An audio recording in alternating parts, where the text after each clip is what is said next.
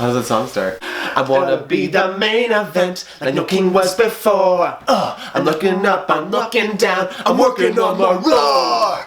So gay. Did you like that? There's more of that right here. Yes, there is. So, welcome back to the channel. I think you remember this beautiful face from last week. This is my brother.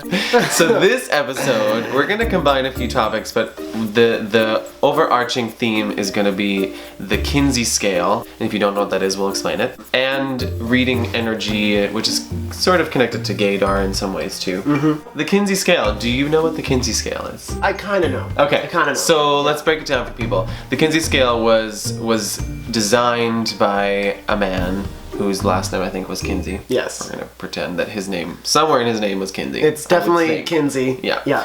There's a movie on him with Liam Neeson. Oh, what is the movie called? Kinsey. Duh. Yeah. There's a scale from 0 to 6, 0 being fully heterosexual and 6 being completely homosexual, and that we all fit into this scale to some degree.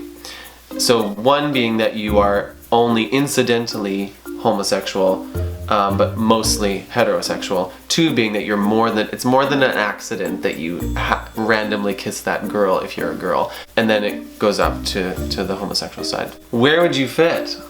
I'd say I'm around 4 or 5 at this point. Probably because incidentally I've had more experience with women. But the male half is more intriguing because I've had less experience with them. So this is where it's interesting to me because I discovered that there's another scale by a person named Klein. Again, he probably has a full name, but I know that it's the Klein scale. And he incorporates a before, a present, and your ideal. And so, and the scale is then from 1 to 7, and there's like 7 different questions that you ask in order to get a number, which then puts you on to a scale of 1 to 7 of how straight or gay you are. I think it's a more accurate way to know where you might fit. If Another filter at least. Yeah, because for you, that past and present thing is huge because at one point in time you were much more into girls, or you thought you were, and now you're exploring a side that you have little experience in, which is the male side of that spectrum. Yeah. So I think it's good for everybody out there to know that it changes from when you've not gone through puberty and then you're going through puberty. I think there's lots of numbers out there saying that when men are going through puberty, like anything is on the table. And I think figuring it out. Yeah, it's like, not accepted yet really in all these places, but you're like, oh, okay. More and more people are saying, oh, I totally fooled around with a guy when I was in high school. Frickin' I wish I did. Didn't, though. Yeah. It would have been great. Oh, yeah. It'd be really funny if somebody from high school is watching this right now. I wanted to fool around with you. Little did you know. Yeah. And why didn't you make a move? Probably could have said the same thing as well. Yeah. But I wouldn't have admitted it at that time, that's for sure. When did you want to start fooling around with a guy? The thoughts occurred in high school, but they were very bad thoughts. Yeah. They were naughty thoughts that I could never, ever dream of even touching. Wait, literally touching? Yes. What's it been like exploring with men after you've not been allowed to, or you just never let yourself go there? It's been freeing. It's exciting. It's been interesting and helpful to have all these different labels within the gay world, to see where I might find somebody who I would be interested in. Or find where you fit. Find where I fit. Because I feel like I'm kind of like a little bit of everything. I'm a little bit of an otter, and I'm a little bit of a... What's an otter? Otter is a little bit of a kind of hairy, but not... I've heard of people who are in their 30s that are like, I never was attracted to guys, and then all of a sudden it was this person that came into my life. And now... And it totally changes. He's my life partner. And like, whoa.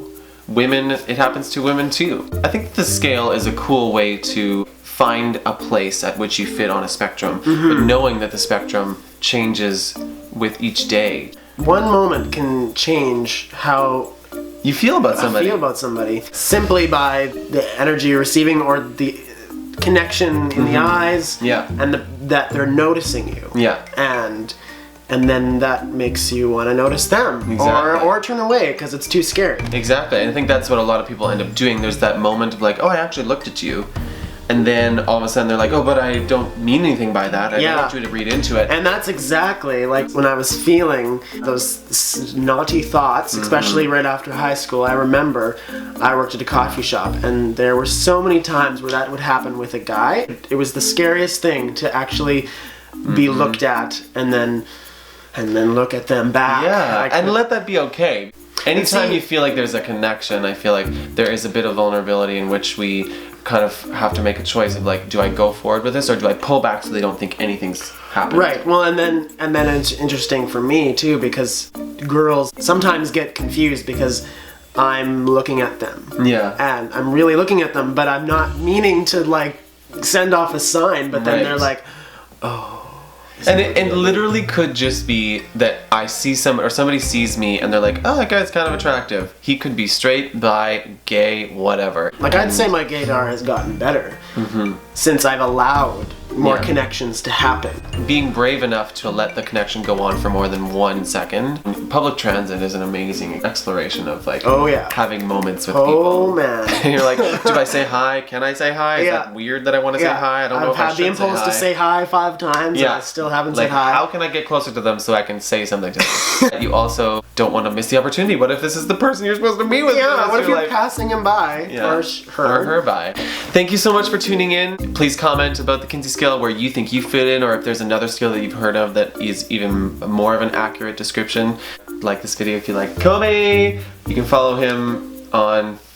No, you can't. He has nothing. I have he nothing. Has no I social do have media. Twitter. I do have Twitter. Oh, he has a Twitter. Okay. Not a lot of followers. So well, let's change that. Let's change that. Actually, I'd appreciate a few And more if followers. you have ideas that Coby and I could talk about together as like gay siblings, let us know. We are always looking for more topics, more wonderful ways to share and explore our sexuality and the diversity of the gay community. That's right. So gay and continue so the diverse. Conversation.